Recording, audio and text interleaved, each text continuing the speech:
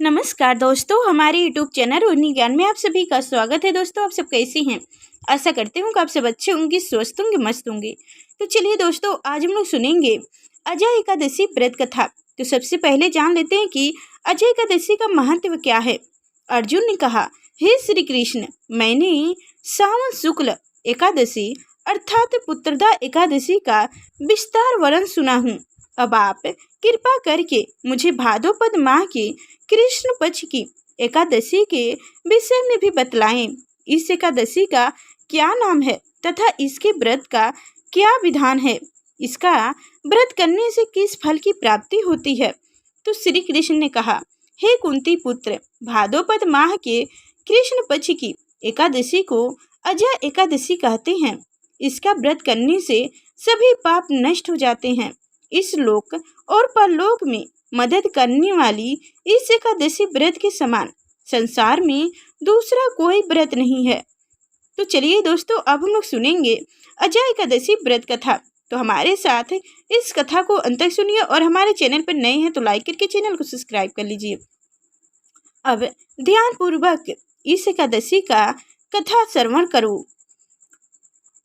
पौराणिक काल में भगवान श्री राम के वंश में अयोध्या नगरी में एक चक्रवर्ती राजा हरिश्चंद्र नाम के एक राजा हुए थे। राजा अपनी सत्यनिष्ठा और ईमानदारी के लिए प्रसिद्ध थे। एक बार देवताओं ने उनकी परीक्षा लेने की योजना बनाई। राजा ने स्वप्न में देखा कि ऋषि विश्वामित्र को उन्होंने अपना राजपाट दान कर दिया है। सुबह विश्वामित्र वास्तव में उनके द्वार पर आकर कहने लगे, तुमने स्वप्न में मुझे अपना राज्य दान कर दिया है। राजा ने सत्यनिष्ठा व्रत का पालन करते हुए संपूर्ण राज्य विश्वामित्र को सौंप दिए। दान के लिए दक्षिणा चुकाते हुए राजा हरिश्चंद्र को पूर्व जन्म के कर्म फल के कारण पत्नी, बेटा, स्वयं खुद को बेचना पड़ा। हरिश्चंद्र को एक डोम ने खरीद लिया जो शमशान भूमि में लोगों के दाह संस्कार का काम करवाता था। स्वयं वह एक चंडाल का दास बन गए। उसने यह चंडाल के यहाँ कफन लेने का काम किया, किंतु उसने एक उस आपत्ति के काम में भी सत्य का साथ नहीं छोड़ा। जब इसी प्रकार उसे कई वर्ष बीत गए तो उसे अपने इस नीच काम पर बहुत दुख हुआ और वह इससे मुक्ति पाने का उपाय खोजने लगे। वह सदैव इसी चिंता में रहने लगे कि मैं क्या करूं, किस प्रकार इस नीच कर्म से मुक्ति पाऊं।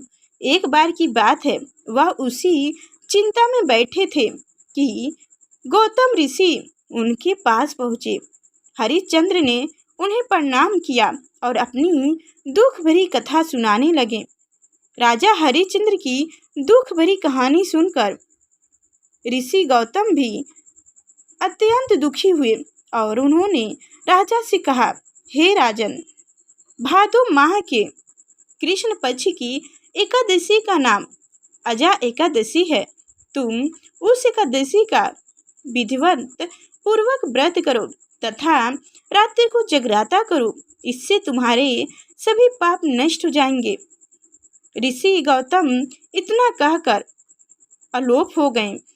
अजय नाम की एकादशी आने पर राजा हरिश्चंद्र ने ऋषि के कहे अनुसार विधिवत पूर्वक उपासना तथा रात्रि जगराता किया। इस व्रत के प्रभाव से राजा के सभी पाप नष्ट हो गए। उस समय स्वर्ग में नगारे बजने लगे तथा पुष्प की वर्षा होने लगी। उन्होंने अपने समान ब्रह्मा, विष्णु, महेश तथा वृंदावन आदि देवताओं को खरा पाया। उन्होंने अपने मृतक पुत्र को जीवित तथा अपनी पत्नी को राजसी वस्त्र तथा आभूषणों से परिपूर्ण देखा तो व्रत के प्रभाव से राजा को पुण्य अपने राज्य की प्राप्ति हुई। वास्तव में एक ऋषि ने राजा की परीक्षा लेने के लिए यह सब कोशिश किए थे, परंतु अजय एकादशी व्रत के प्रभाव से ऋषि द्वारा रचित गई सारी माया समाप्त हो गई और अन्य समय में हरिश्चंद्र अपने परिवार सहित स्वर्ग लोक गए। हे राजन, यह सब अजय एकादशी व्रत का प्रभाव था। जो मनुष्य इस उपवास को विधिवत पूर्वक करते हैं तथा रात्रि जगराता करते हैं, उनके सभी पाप नष्ट हो जाते हैं और अंत में वो स्वर्ग को प्राप्त करते हैं। इस एकादशी व्रत की कथा के श्रवण मात्र से ही अश्वमेध यज्ञ के फल की प्राप्ति हो जाती है। तो एक बार हमारे साथ बोलिए, जय श्री हरि, जय श्री हरि, जय श्री हरि। तो दोस्तों, अगर आपको यह कथाएं पसंद है तो कृपया शेयर, लाइक या कमेंट अवश्य करें और अभी तक हमारे चैनल को सब्सक्राइब नहीं किए हैं तो सब्सक्राइब करके बेल आइकन की घंटी दबा दें, ताकि आगे जो मैं व्रत कथा, व्रत विधि और व्रत के बारे में जो भी कोई जानकारी दूं तो सबसे पहले आप तक पहुंचे। तो नमस्कार दोस्तों।